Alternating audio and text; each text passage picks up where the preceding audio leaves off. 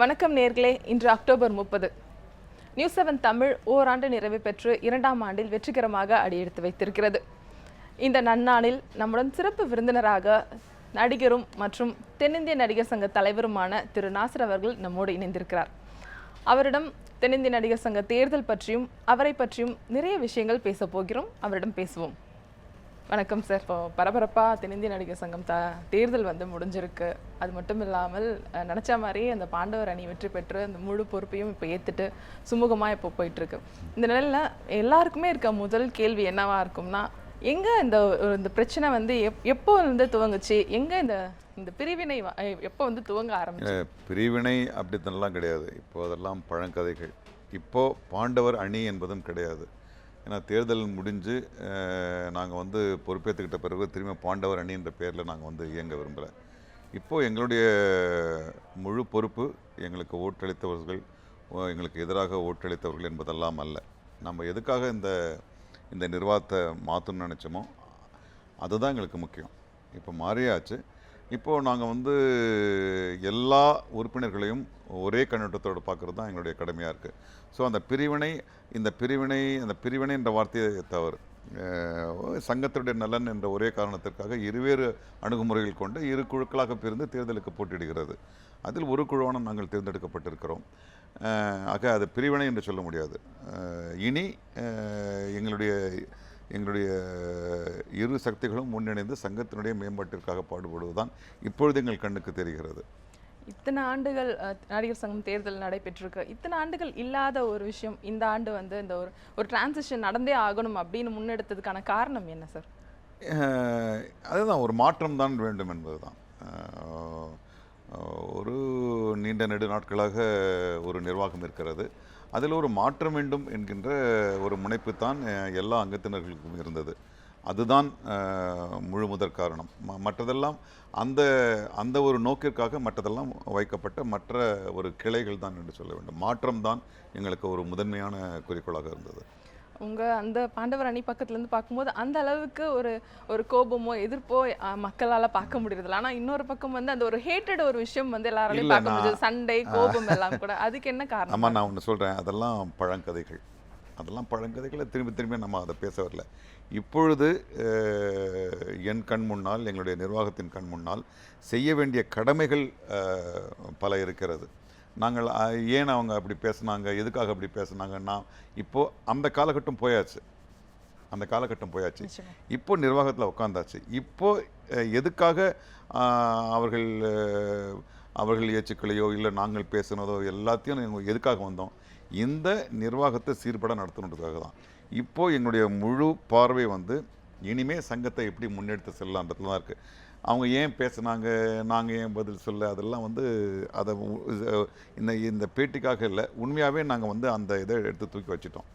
எங்களுக்கு இந்த நொடியிலேருந்து சங்கத்தினுடைய நலன் தான் முக்கியம். சார், இப்போ நீங்கள் எல்லாருமே இப்போ பதவி ஏற்றுட்டு அந்த ஒரு பவர்ஸ்குள்ளே வர ஆரம்பிச்சோன்னா அந்த டிரான்சிஷன் எப்படி சார் ஸ்மூத்தாக நடக்குதா? அந்த ஸ்மூத்தாக நடந்துச்சு. நேற்று கூட சாரை சந்திச்சு முறையாக என்னென்ன தஸ்தாவேஜுகள் எங்களுக்கு கொடுக்கணுமோ எல்லா ஆவணங்களையும் அவர் கொடுத்தாரு. எல்லாம் வாங்கிட்டோம். ஸ்மூத்தாக தான். இது அந்த தேர்தல் பரபரப்பிற்காக அப்படி இருக்குமே தவிர, இப்போ டிரான்சிஷன் ஒரு நிரசமான உண்மை அரங்கேறும் போது அது ஸ்மூத்தாக தான் நடந்தாகணும். இனிமேல் ஒன்றும் இது கிடையாது. எல்லாம் நேற்று முறைப்படி எல்லா ஆவணங்களையும் மிக நேர்த்தியாக அது பாதுகாக்கப்பட்டு எங்களிடம் ஒப்படைக்கப்பட்டது. ரொம்ப ஸ்மூத்தாக தான் போயிட்டுருக்கு. ஒரு பிரச்சனையும் இல்லை. ஷரத் சார் அந்த மாதிரி நேற்று கூட ஆவணங்கள்லாம் கொடுத்தாங்க அப்படின்ற விஷயத்த கூட இப்போ சொன்னீங்க. திரு ராதாரவி அவர்கள் அவங்க கிட்ட இருந்து எப்படி சார் அந்த டிரான்சிஷன் எப்படி இருக்கு? இல்லை, ராதாரவி ஐயா நான் தேர்தல் முடிஞ்ச பிறகு இது வரைக்கும் நான் சந்திக்கலை. ஸோ அதற்கான பதில் என்கிட்ட இல்லை. ஏன்னா அவர்கிட்ட இருந்து நான் ஒரு வாழ்த்து செய்தி மட்டும் வந்துச்சு, ஃபோனில் சொன்னார். மற்றபடி அவர்கிட்ட சங்கத்தினுடைய இந்த டிரான்சிஷனை அவர்கிட்ட நான் விவாதிக்கலை, ஒன்றும் பண்ணல. ஷரத் சார் முன்னின்று எல்லாத்தையும் கொடுத்துட்டாரு. ஸோ அவரை சந்திக்கக்கூடிய அந்த சூழ்நிலை ஏற்படவில்லை. சார், இந்த தென்னிந்திய நடிகர் சங்கத்தோட அந்த ப்ராப்பர்ட்டிஸ் அது மட்டும் இல்லாமல் இப்போ வேலை இல்லாமல் இருக்கக்கூடிய நலிவடைந்த கலைஞர்கள் அவங்களுக்குலாம் செய்யக்கூடிய விஷயங்கள் முதல் வேலையாக என்ன செய்யலான் இருக்கீங்க? என்ன பிளான்ஸ் இருக்குது சார்? இல்லை, முதல்ல எங்களுக்கு டேட்டா பேஸே இல்லை.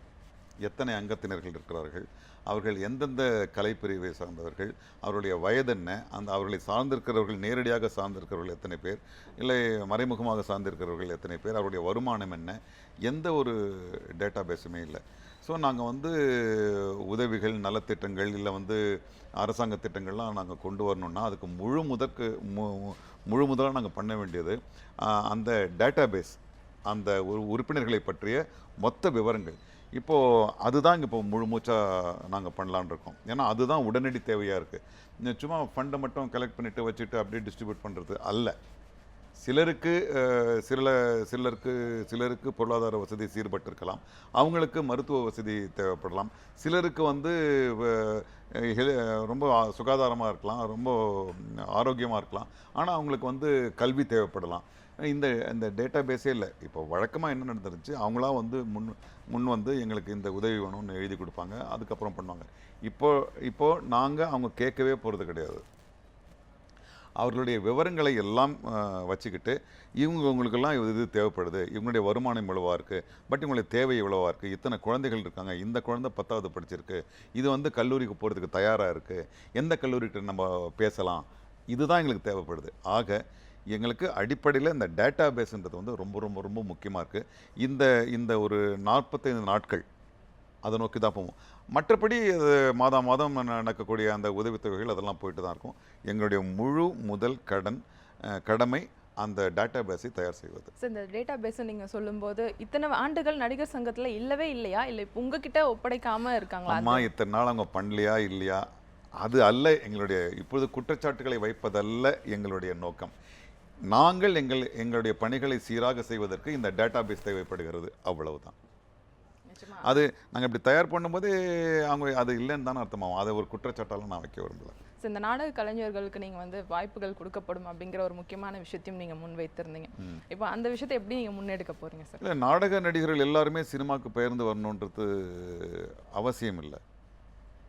நிச்சயமா நம்ம வந்து பொதுவாக நாடகம் சினிமா என்று பார்க்குறோமே தவிர, இப்போ உதாரணத்துக்கு வந்து இப்போது தென்பகுதிகளில் வந்து இந்த சங்கரதாஸ் சுவாமிகளுடைய நாடகங்களை வந்து ஒரு ஒரு ஒரு ஒரு சடங்காக ஒரு மரபாக வந்து பல காலமாக போட்டுட்டு வராங்க. சரிங்களா?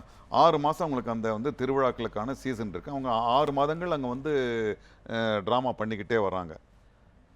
மீதி 6 மாதங்களை வந்து அவங்க வந்து சும்மா இருக்காங்க. இது ஒரு மரபு ரீதியான ஒரு நாடகம். இப்போது சில இளைஞர்கள் வந்து அங்கங்கே அவங்களுக்கு தோன்ற ஒரு நாடகத்தை, ஒரு ஜனரஞ்சகமான நாடகத்தை பண்ணுறாங்க. அவங்க வருஷம் பூரா பண்ணுறாங்க, அவங்களுக்கு சீசன்றது கிடையாது. ஸோ ஆக எல்லாருமே அதை விட்டுட்டு இங்கே வாங்க அப்படின்றத வந்து நம்ம அதுவும் மரபு ரீதியான நாடகம் பண்ணுறவங்கள வந்து அதை விட்டுட்டு அப்படியே வாங்க. ஏன்னா சினிமாவுக்கு வந்து எந்த நேரம் எந்த அழைப்பு வரும்னு சொல்ல முடியாது.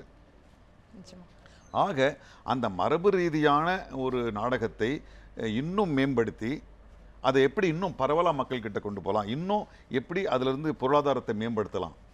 இப்போ ஒரு குறிக்கோள் வந்து அவங்க அப்படியே இங்கே ஒரு இடம்பெயர வைக்க போகிறது கிடையாது. இடம்பெயரலாம். அந்த கலையும் ஊக்குவிக்கிறதுக்கான ஆமாம், அந்த கலையை தக்க வச்சுக்கணும் இல்லைங்களா? அவங்க எல்லாரும் வந்து சினிமாவில் அதிகம் காசு வர்றதுனால அது இங்கே வந்துடணுன்றது கிடையாது. பட் ஃபஸ்ட்டு எங்களுடைய கவலை எங்களுக்கு அந்த கலை தக்க வைக்கப்படணும். அந்த கலை தக்க வைக்கப்படணும்னா அந்த கலையை சார்ந்திருக்கிற கலைஞர்கள் வந்து ஒரு பொருளாதார சுமை இல்லாமல் இருக்கணும். அதை முறைப்படுத்தி அது எவ்வளோ, ஆனால் வந்து இது வந்து சொல்கிறதுக்கு எளிதாக இருக்குது, ஆனால் இது வந்து மிகப்பெரிய ஒரு இது எவ்வளோ தூரம் இதை பண்ண முடியும்னு பார்க்குறோம். அதற்காக நாடக கலைஞர்கள் சினிமாவுக்கு வரக்கூடாதுன்னு இப்போ நான்லாம் நாடக கலையில் இருந்து தான். ஆனால் மரபு ரீதியான நாடகம் கிடையாது. வரலாம், அவங்க அப்படி நாங்கள் வந்து சிறப்பு பட்டறைகள் நடத்த போகிறோம். அந்த நாடகம் என்பது வேறு ஒரு ஊடகம், சினிமா என்பது வேறு ஒரு ஊடகம். ஸோ அந்த ஊடகத்திலிருந்து இந்த ஊடகத்துக்கு வரும்பொழுது எதற்கெல்லாம் ஒரு நடிகன் தயாராக வேண்டும் என்கின்ற பட்டறை நடத்துவோம். அவங்கள தயார்படுத்தி வைப்போம். அவங்களுக்கு தோணுச்சுன்னா, இல்லை அவங்களுக்கு இயக்குநர்களுக்கு தேவைப்பட்டால் அவங்கள கூப்பிடலாம்.